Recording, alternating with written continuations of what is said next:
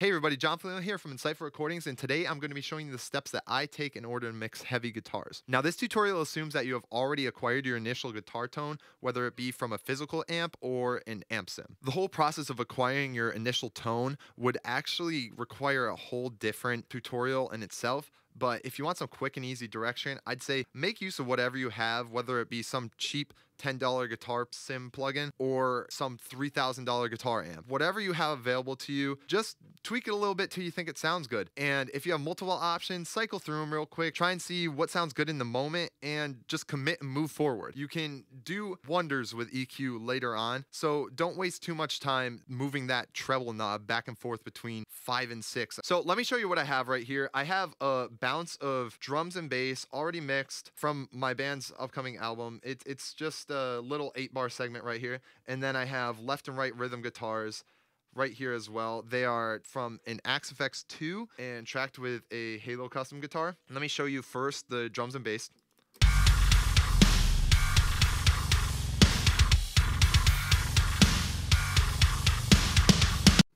And here's the guitars.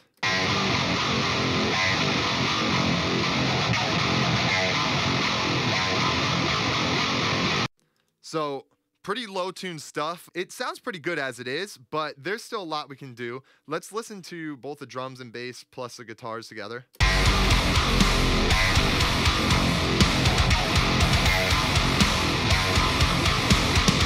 Okay, so pretty cool, but still plenty of work to go. We're actually going to be splitting this up into 3 steps. I use EQ, multi-band compression, and then another compressor. That's my typical process for mixing heavy guitars, and I don't do anything too magical or crazy with it. It's all simple movements, but hopefully you'll get something out of seeing my process here. Now, first step, I'm going to choose an EQ. And the first thing I like to do with the EQ is add a high pass and low pass. Now our goal here is to get rid of any low end rumble or high end hiss that isn't doing anything good for the tone. We're gonna start with a low end. So I actually like to start with a low pass and pull it down really low and slowly bring it back up until I start to hear some of the actual note definition coming through.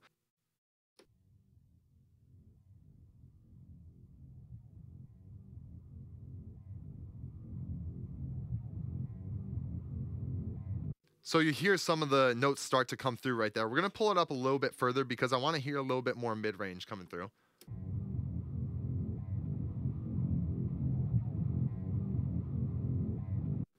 Okay, I'm gonna pull it back down a little bit more.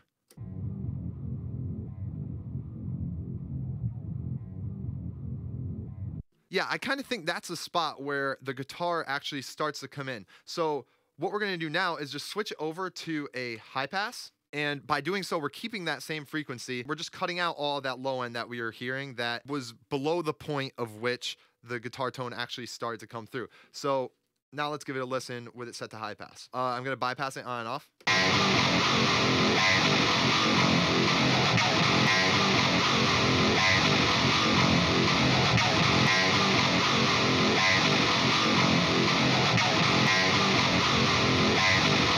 So you really see we're not losing any of the tone definition right there. We're not losing any of the thump of it. We're just getting rid of that low end rumble that is just constant and not any part of the actual tone itself. Now what we're gonna do is throw in a low pass.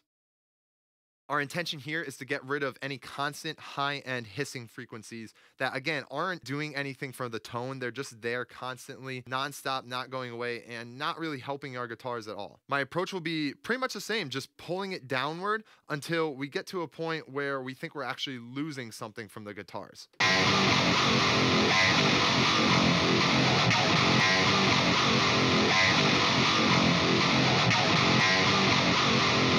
Okay, so right about there, I think we're starting to lose some of that high-end definition. So I'm gonna slowly creep it back up to a point where it starts to sound a little better.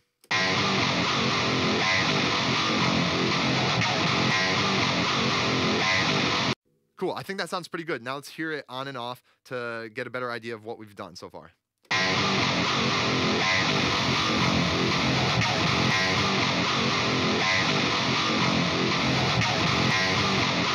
So again, Really, we're just getting rid of those frequencies that are just sitting there constantly not going away, no matter what the pick is doing, no matter how the strings are being rung out. It just is there constantly not helping at all.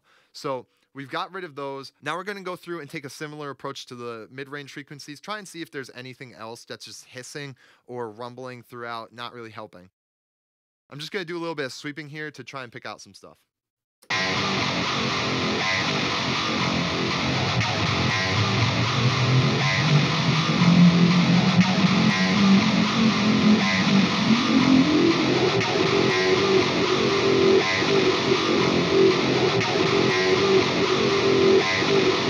So for example, right there, that frequency, you hear how it's just constant. It's not really changing based on what the guitar does. It's just there the entire time, just kind of woo, and it's not really helping the guitar at all. So we're gonna just pull a little bit of that out.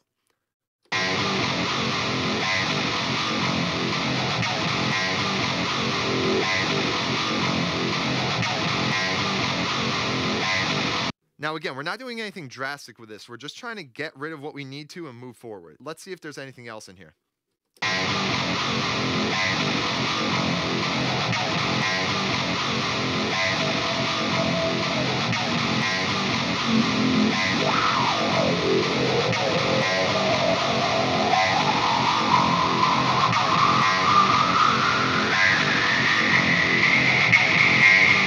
Okay, so it just got really obnoxious right there. We're going to try and pull a tiny bit of that out and see what it does for us.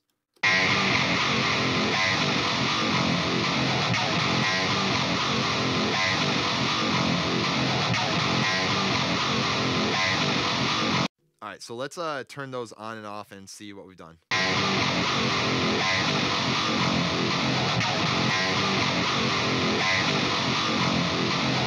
Just really light cleanup. That's all we're really doing right now. Trying to get anything constant that we don't need in there. Your movements might be a little bit different, little different frequencies, or a little more drastic. It all depends on how much of those constant frequencies you have going on in your mix. I think we're gonna pull out a little more, maybe around like 4K-ish. So let's see what I can find up there.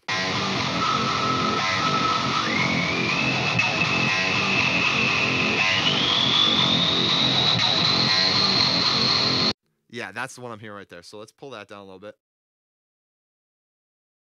I'm really only shooting for like 1 dB, 2 dB, maybe a little more. It's really dependent on your tone, but the goal is pulling out just enough so that when you listen to these guitars soloed out, you're not hearing that frequency over top of everything else. What you don't want is to pull it down to a point where it starts to sound like this.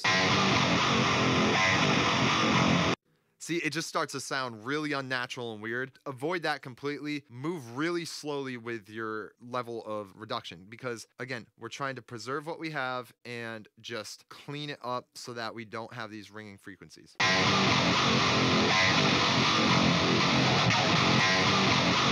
Okay, so that's where I'm going to let it sit right now. Let's, one more time, we'll listen to it with and without the EQ.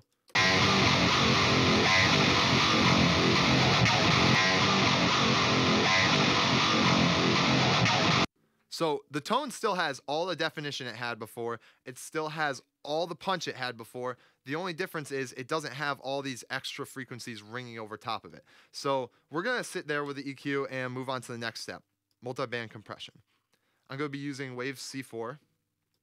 And the only thing I usually like to do here, especially with lower tunings, is using it to compress the low mid-range, maybe even a little bit more low end in general. Because lots of time with heavier guitars, you get a lot of low end rumble after the initial pick attack that you want to get rid of. What I'll do is kind of maybe set the attack to be, I don't know, anywhere from 10 to 15. Fairly short, but just enough to get the initial punch in. And then your release is going to be quick as well because we're not talking about a bass here. There's not a constant low end that's going to be coming through at this point. We're just looking to duck down on any stuff that might be popping through over top of the guitars that we want to tame down and just let the bass guitar take care of all those low end frequencies.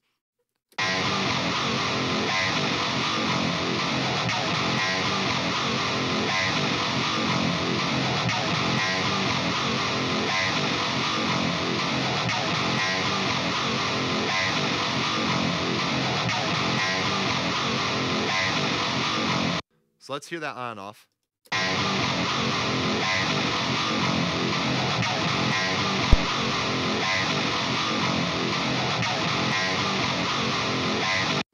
So that's just getting rid of a little bit of the low end rumble that's left over in the low mid range. I think that sounds pretty good. If you want to get a little more particular about it and you have this plugin or something similar, you can solo out the frequency that you're looking at and figure out exactly what frequencies you want to be focusing on.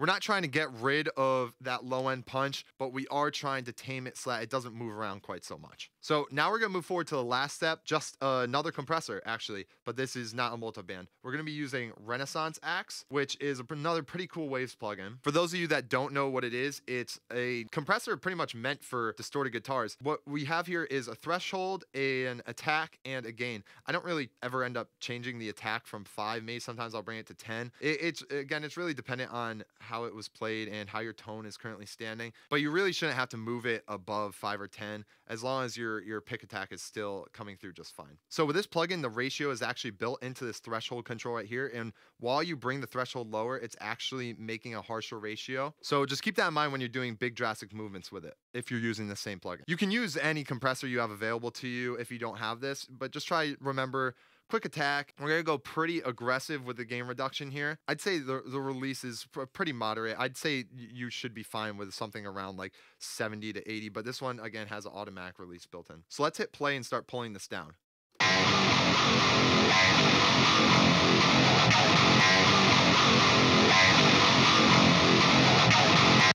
All right, so we're starting to get a little output clipping right there. So we're gonna pull that output gain knob right down a little bit here.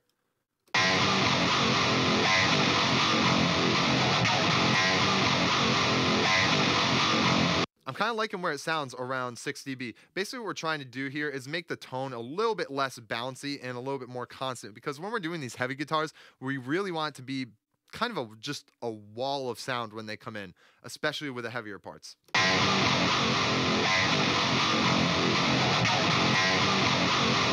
Yeah, I'm liking where that's at. Let me just see where this gain is at. I want to be able to bypass this and unbypass it to a point where the output volume is pretty much equal either way.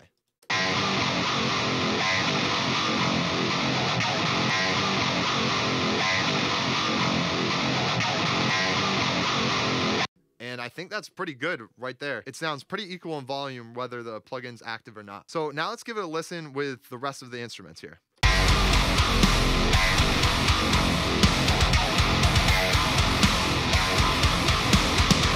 I think that sounds pretty good. Here, let's turn these plugins on and off to see what we've done.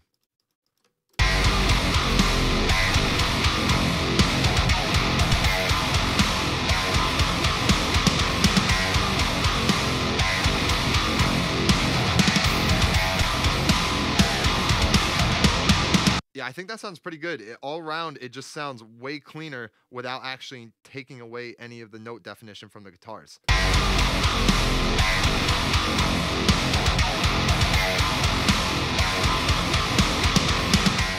So cool, and from there, I would pretty much adjust the volume to a point which they're sitting well with the other instruments.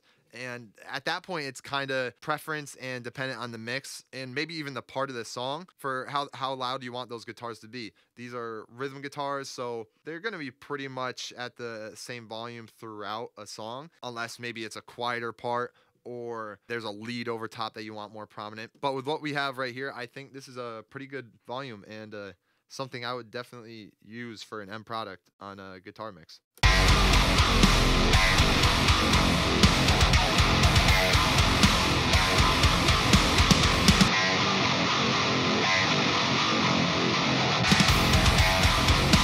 So cool. Hopefully you got something out of that. That was pretty quick. Like I said, I don't really do anything crazy when it comes to mixing guitars. I like to keep it simple, just get rid of what I need and move forward. Hopefully you got something out of this video. Let me know if you have any questions, and please like and subscribe if you enjoyed. Let me know if there's any topics that you want me to cover in a video in the future, and thanks for watching.